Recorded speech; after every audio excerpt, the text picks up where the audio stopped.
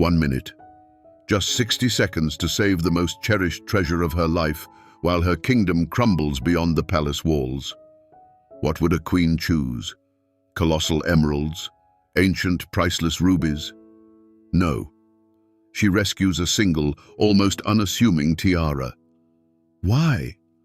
What kind of jewel is this, born from the ashes of an even older treasure? It vanished from the public eye for 3 decades, and everyone assumed it had long been sold to help exiled royalty simply survive. But the truth proved far more astonishing. And today, every bride in this family without a throne walks down the aisle wearing it. What is it? A simple tradition? Or the sole talisman that helps a phantom dynasty survive? Stay with us until the very end, and you'll understand why the story of this tiara isn't a fairy tale of luxury, but a true thriller of power, betrayal, and unyielding will. Let's dive in. To truly grasp the essence of this tiara, we must transport ourselves to the mid-19th century. This was the era of crinolines, opulent balls, and stringent etiquette, when a piece of jewelry was not merely an accessory, but a political statement and a powerful declaration of status. Evening gowns, with their deep, open necklines, demanded a singular focal point, a substantial corsage brooch fastened to the bodice, becoming the very heart of the ensemble. It was in this milieu, where extravagance was the norm and every diamond whispered tales of power, that the story of our treasure began. Its first owner was Princess Louise of Prussia, who, in 1856, became the Grand Duchess of Baden.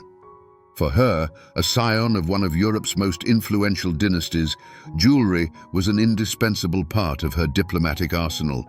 Initially, it was not a tiara at all, but precisely one of those magnificent corsage ornaments crafted from a cascade of diamonds and delicate pearls, interwoven into an exquisite floral pattern. The name of the jeweler who created this initial masterpiece has been lost to time, but their work flawlessly captures the spirit of the era, its romanticism, meticulous attention to detail, and supreme artistry. Following the Grand Duchess's passing in 1923, the ornament, as a most precious relic, passed to her daughter by inheritance, Victoria of Baden, who became Queen of Sweden.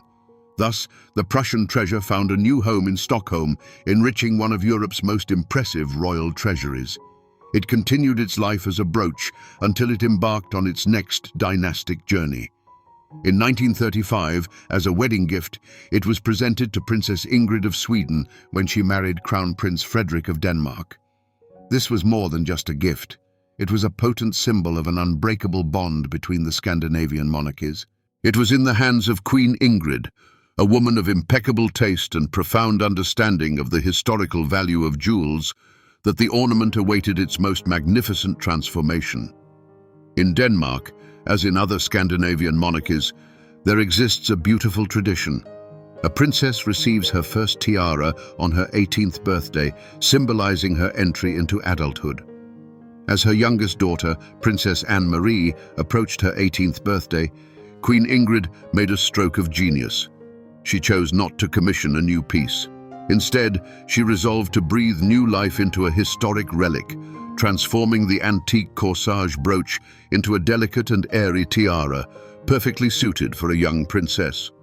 The concept was both simple and elegant, to preserve the historical elements while giving them a contemporary form. Royal jewelers received a delicate commission to carefully dismantle the 19th century ornament and recraft its diamond and pearl floral motifs into an ethereal circlet that would not overwhelm with its monumentality, but instead highlight the freshness and youth of its future wearer. Thus, from a family treasure holding the memory of 3 generations of monarchs, a new masterpiece destined for a future queen was born. Let's momentarily set aside its royal wearers and behold the tiara itself as a pure work of art. Upon closer inspection, it doesn't astound with its monumentality or sheer weight, unlike many imperial crowns. Its power lies in its grace and ethereal lightness. It resembles not a heavy crown, but a memory, frozen in metal and stone, of a floral wreath woven from wild roses and sprigs of myrtle. The tiara's foundation isn't a solid band, but a delicate, almost invisible setting from which 5 primary floral motifs gracefully emerge, interconnected by diamond garlands. The central feature of each of these 5 inflorescences is a large, natural pearl acting as the heart of the flower. Its warm, matte luster contrasts with the cool fire of the surrounding old-cut diamonds. These diamonds, preserved from the original 19th century brooch, lack the aggressive sparkle of modern stones. Their light is soft, moon-like, seeming to emanate from within, lending the piece a noble restraint. The flower petals and delicate leaves radiating from the center are entirely paved with smaller diamonds, creating the illusion of glistening morning dew on a living plant. The genius of the jewelers working under Queen Ingrid's commission lay in how they tackled a complex challenge. They needed to take a flat, static corsage ornament and transform it into a 3-dimensional, ergonomic object that wouldn't just lie flat, but elegantly embrace the head. They preserved the original elements, but gave them new life, arranging them on a light framework to create a sense of natural, asymmetrical growth. The tiara doesn't oppress.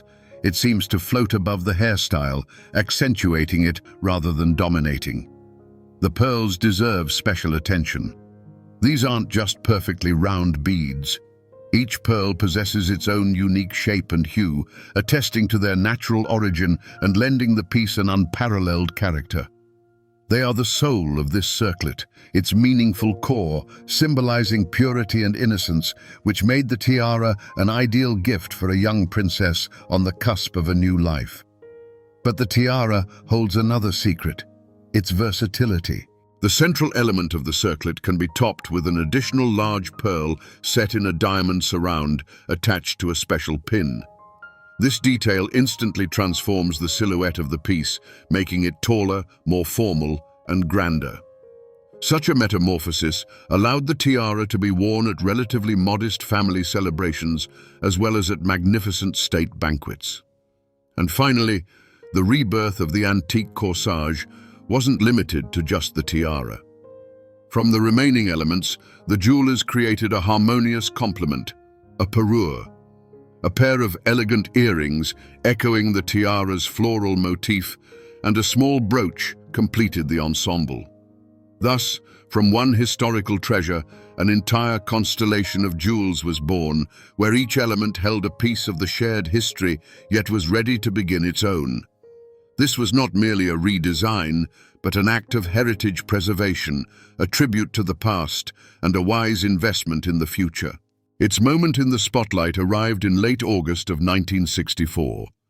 This was no ordinary social gathering, but an event infused with both joy and a sweet melancholy. A farewell dinner was being held at Fredensborg Palace in honor of 18-year-old Princess Anne-Marie.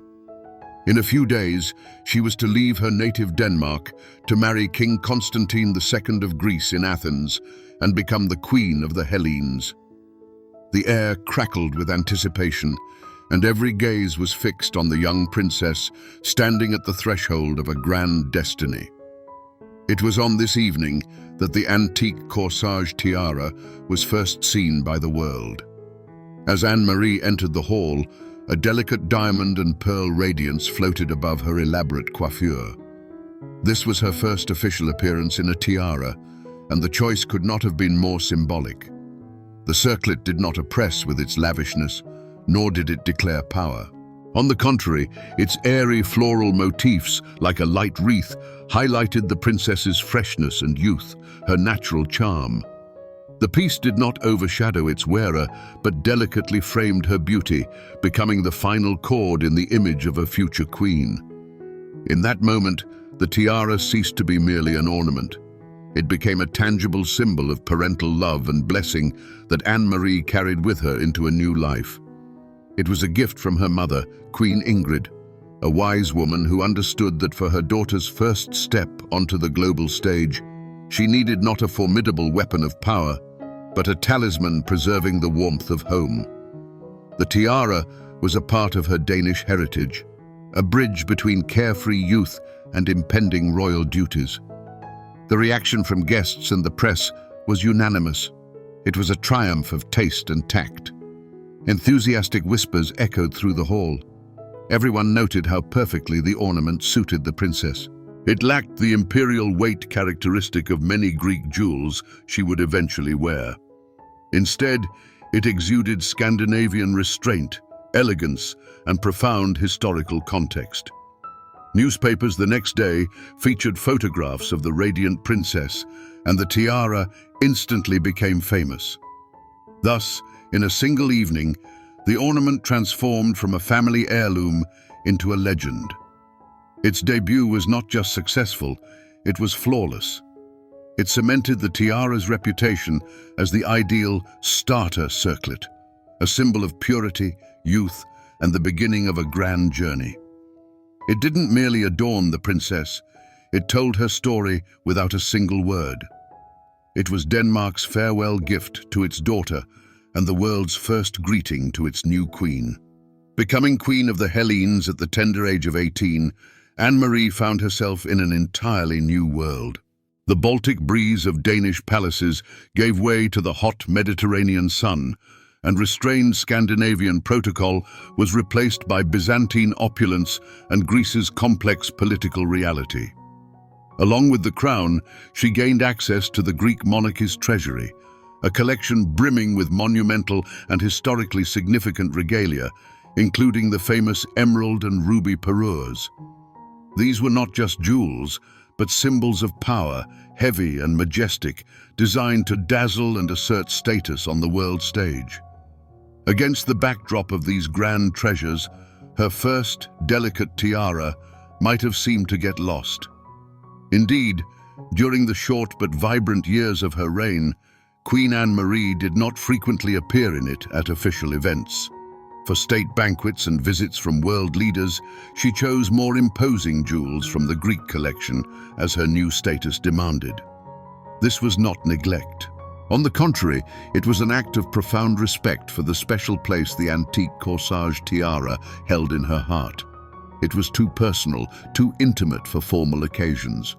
The Greek emeralds were her duty, but the Danish pearls were her soul. In a foreign country, at the epicenter of political storms, this tiara remained her unseen thread, connecting her to home, to family, to the carefree girl she had been just weeks earlier. One can imagine how, in the quiet of her chambers, preparing for yet another official reception, she would open her jewelry box and her gaze would fall upon this light circlet. It was her silent talisman, a reminder of her parents' love and of who she truly was, beyond the glitter and obligations of the crown. This tiara was not her calling card as Queen of Greece, but it became Anne-Marie's calling card herself. It symbolized not acquired power, but preserved identity. While other jewels spoke of her position, this one spoke of her origin. It became the embodiment of her personal history, a symbol of transition from one life to another. This brief period, from 1964 to 1967, became the tiara's golden age. Not because it often sparkled under camera flashes, but because it belonged to a young, radiant queen during the happiest and most promising period of her life. It was part of the image of a European Cinderella, whose path seemed destined to be strewn with roses. No one then could have predicted that this fairy tale gleam would soon be replaced by the shadow of exile, and that this modest circlet would become one of the few treasures the queen would carry with her into the unknown as the dearest memory of a lost paradise. However, the fairy tale shimmer of Anne-Marie's reign was deceptive and tragically short-lived. Beneath the splendor of the royal court seethed political instability, poised to erupt. Unlike many other European monarchies, the Greek crown lacked centuries of solid foundation. Its history was rife with coups, exiles, and referendums. The golden age of this tiara proved to be merely the calm before the storm. The storm broke in April of 1967, when a military junta, known as the regime of the colonels, seized power in Greece. Dark times descended upon the young royal couple. They found themselves virtually hostages in their own palace, their power nominal, and every move scrutinized. Jewels, which just yesterday had been symbols of status and magnificence, now lay in safes, transforming into silent witnesses to a gilded cage. The drama reached its zenith on a frosty December night that same year. Following the failure of the counter-coup King Constantine had attempted to orchestrate against the ruling junta, the family was forced to flee. This was no planned departure, but a panicked flight into the unknown. Such moments are often shrouded in legend and mystery. It is said the Queen had only a handful of minutes to gather her most essential belongings. She faced a cruel dilemma. What to salvage from the royal treasury when her family's very lives hung in the balance? And this is where documented fact diverges from speculation. The grand Greek parures, including the emerald and ruby, were considered state property. Their removal would have been impossible and deemed an act of theft. They remained in Athens, and their fate became the subject of lengthy legal battles for years to come between the exiled family and the Greek government. But the antique bodice tiara held a completely different status. It was not part of the Greek regalia, but Anna Marie's personal property, her family heirloom brought from Denmark.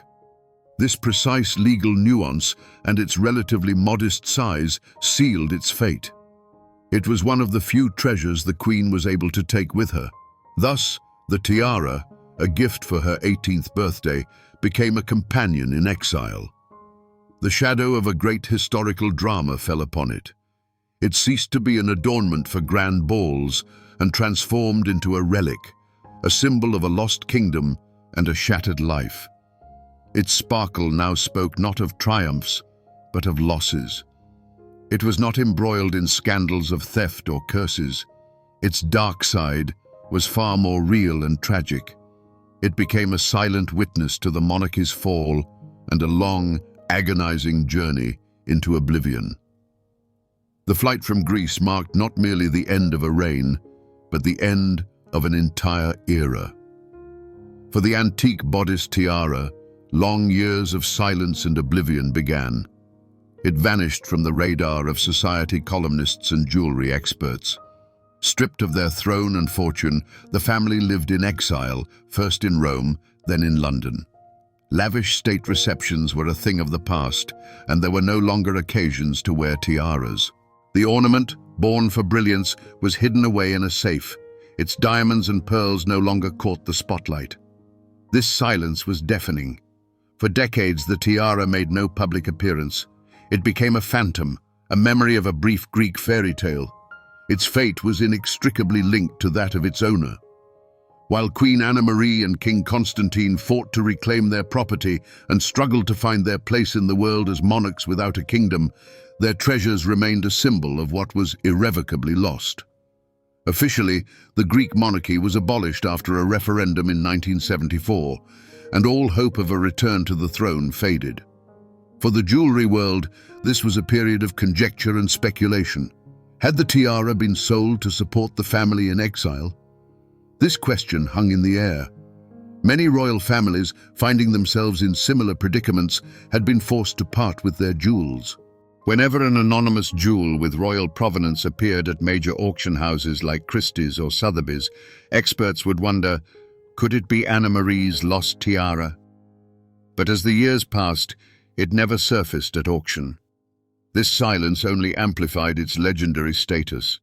It was not stolen, not sold, not broken apart. It simply awaited its moment, safeguarded as a priceless treasure. Its life in the shadows was not merely a period of oblivion, but one of preservation.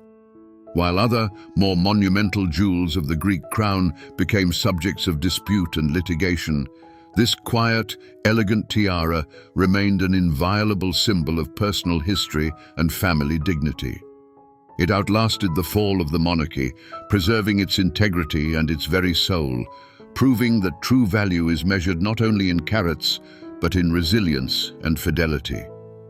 Decades of silence were interrupted by an event that brought the Greek royal family back to the front pages of global publications. On July 1, 1995, The wedding of Crown Prince Pavlos and American heiress Marie Chantal Miller took place in London. This was no mere family celebration, but a grandiose royal event dubbed the Wedding of the Century by contemporaries. The cream of European aristocracy and monarchical houses converged on London to witness a union intended to secure the future of the dynasty in exile. And on this day, the world awaited a triumphant return. When the bride, resplendent in a Valentino gown, emerged from the carriage, all eyes were fixed on her head. And there, intertwined in her elaborate coiffure, shone that very diadem, the antique bodice tiara. After nearly 30 years of obscurity, it returned to the world stage, and its reappearance was resounding. Its presence on Marie Chantal was not just a display of a family heirloom, it was a powerful symbolic gesture. Queen Anne-Marie, by lending her most personal and cherished tiara to her daughter-in-law, was bestowing upon her not merely a jewel, but a piece of family history and a blessing upon her entry into the family. In that moment, the tiara experienced its second birth and acquired an entirely new meaning. If before it had symbolized a young princess embarking on a royal life, now it became a symbol of continuity, acceptance, and the perpetuation of a lineage. It ceased to be Anne-Marie's personal talisman and transformed into the main wedding adornment of the Greek royal house.